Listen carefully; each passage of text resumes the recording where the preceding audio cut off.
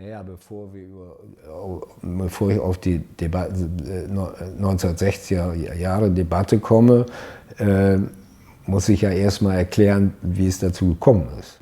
Stalin hat ja in seiner letzten ökonomischen Schrift, Ökonomische Probleme des Sozialismus in der DDR, der UdSSR, was habe ich gesagt? DDR. Oh, ja.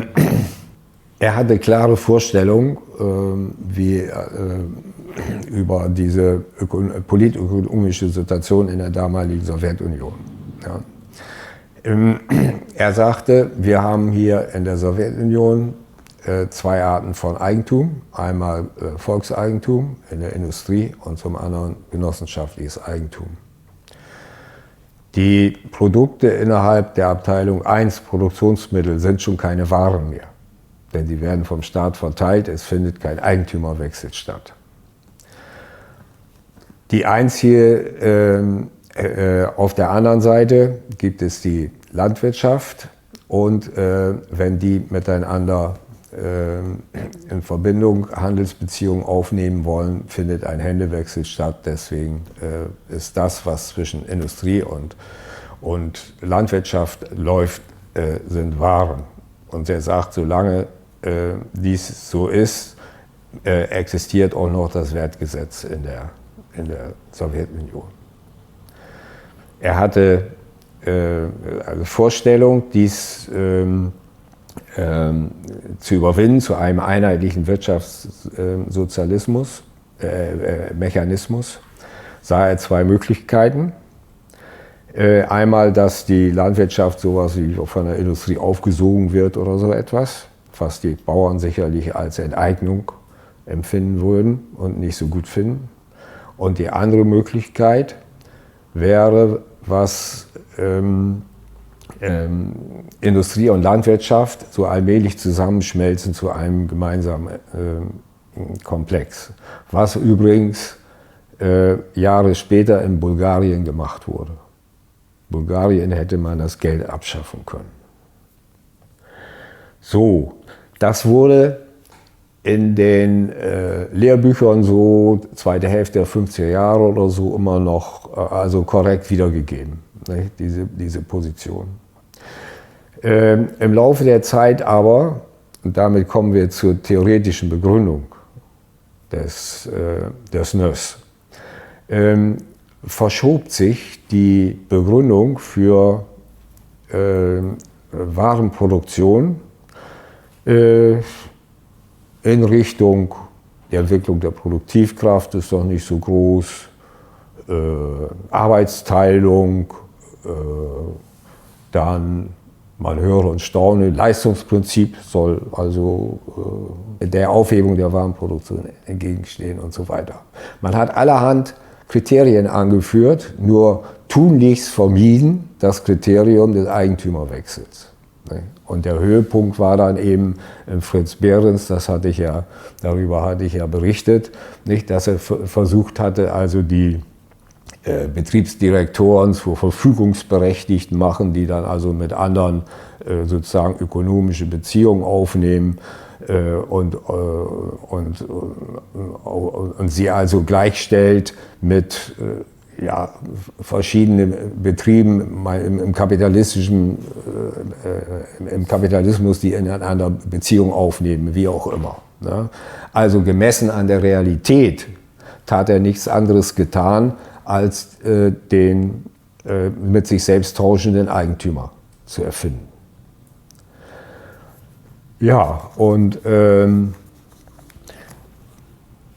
damit wurde sozusagen der bestehende Widerspruch auf der oberflächlichen Ebene beseitigt, aber der wirkte natürlich weiter.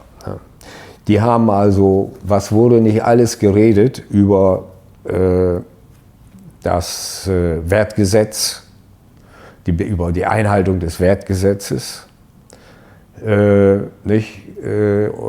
ohne dass man genau weiß, welche Arbeitszeit oder was steckt denn überhaupt dahinter? Wie kann ich denn den Wert überhaupt bestimmen? Ne? Und Ja, das haben dann einige Ökonomen wohl auch gesehen dann sind wir bei der 1960er-Debatte, nicht, wo dann eben als erster Johannes Rudolph die Frage stellte, naja, wie kann man denn also darüber reden, dass die Preise planmäßig vom Wert abweichen sollen, wenn man eben den Wert gar nicht genau kennt. Ja, darüber entbrannte eben eine Debatte und es gab natürlich Gegenwind, nicht? Also Fritz Behrens zum Beispiel, nicht? Der eben sagte, das geht nicht, wenn man Arbeitszeit berechnet, dann, beziehungsweise wenn er von Arbeitszeit sprach, dann sprach er immer nur von den direkten Arbeitszeiten, nicht? Aber nicht von den Arbeitszeiten, die in den Produkten insgesamt enthalten sind. Nicht? Andere, die hielten den Wert für eine völlig rein gesellschaftliche Kategorie, ne? Wie wir es heute von der neuen Marx-Lektüre kennen, nicht? Die die Naturbasis der abstrakten Arbeit leugnen. Ich habe ja, vielleicht können wir das durchaus mal zitieren, wenn ich das gerade finde, der Hans Schieler hat diese Fragen wunderbar formuliert. Die in der Lehre der politischen Ökonomie des Sozialismus tätigen Assistenten und Dozenten stehen jährlich mindestens einmal vor der Aufgabe, folgende Widersprüche zu erklären. Erstens, den Widerspruch, dass die Wertgröße durch die gesellschaftlich notwendige Arbeitszeit bestimmt ist, die Messung des gesellschaftlich notwendigen Arbeitsaufwands in Arbeitszeit im Sozialismus aber nicht möglich sein soll. Zweitens, dass die objektiven Erfordernisse des Wertgesetzes für die planmäßige Wirtschaftsführung bewusst ausgenutzt werden, die Größe des Werts aber nicht bekannt ist.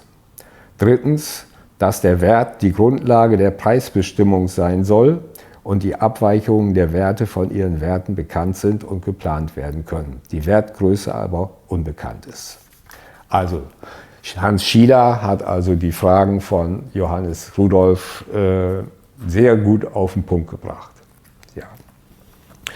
Ja, dennoch, die Diskussion blieb folgenlos. Nicht? Also Harry Nick kann ich noch erwähnen, nicht? Der sagte, ja, Arbeitszeitrechnung im Prinzip ja, aber es geht zurzeit nur Wertrechnung und damit meinte er Geldrechnung. Und der letzte Satz ist, die Stunde der Arbeitszeitrechnung hat noch nicht geschlagen. Ja, und das heißt, das Preisproblem wurde bis zum Ende der DDR nicht gelöst. Nicht? Und so verharrte man in einer Situation, in der sich weder die Vorzüge einer Planwirtschaft, noch die destruktive Wirkung einer kapitalistischen Marktwirtschaft richtig entfalten können. So ein Gewurstel.